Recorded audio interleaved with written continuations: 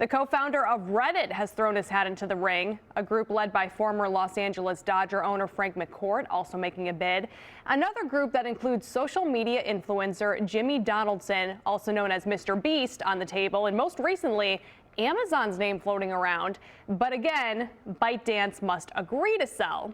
There are several layers to this, and that's why we're bringing in the experts. Today, we're joined by Tim Edgar, a senior fellow in international and public affairs at Brown. Professor Edgar, thanks for being here with us. Great to be here. So let's get right to it. A potential ban on TikTok just days away again. Now, this was initially brought up over privacy concerns. So can you kind of remind us what those privacy concerns are? Sure. So TikTok is owned by a Chinese parent company, and China is one of our cyber adversaries, as we call them. So the government was worried that it might be able to get personal data of Americans, and of course that's a real worry.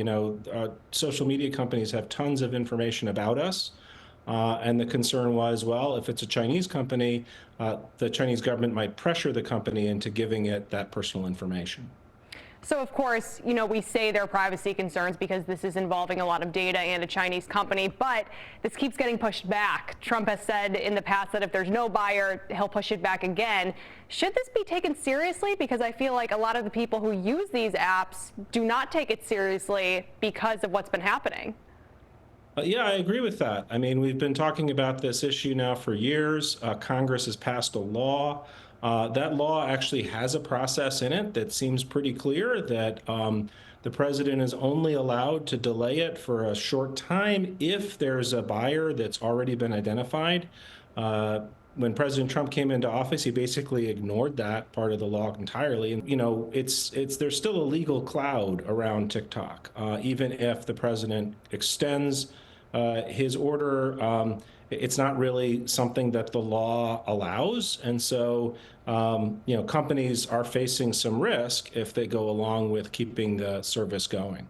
Now, we have seen Amazon as a potential buyer. What are your thoughts on that?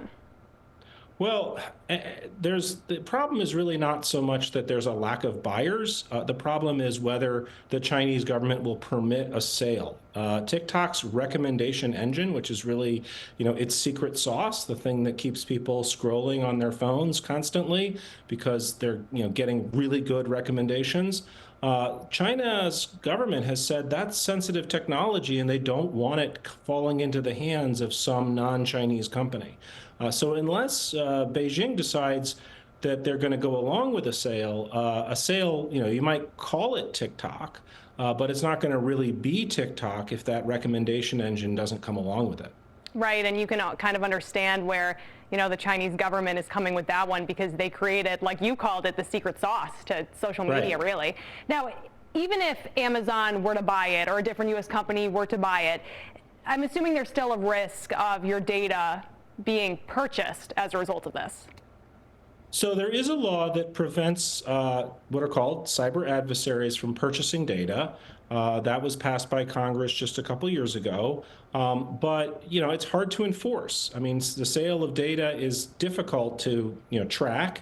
Companies can set up shell companies and dummy companies and try to evade that law very easily. The other problem, of course, is that China is very skilled in cyber espionage. So even if the data that they're looking for on Americans isn't held by a Chinese-owned company, that's not going to stop them from trying to get it.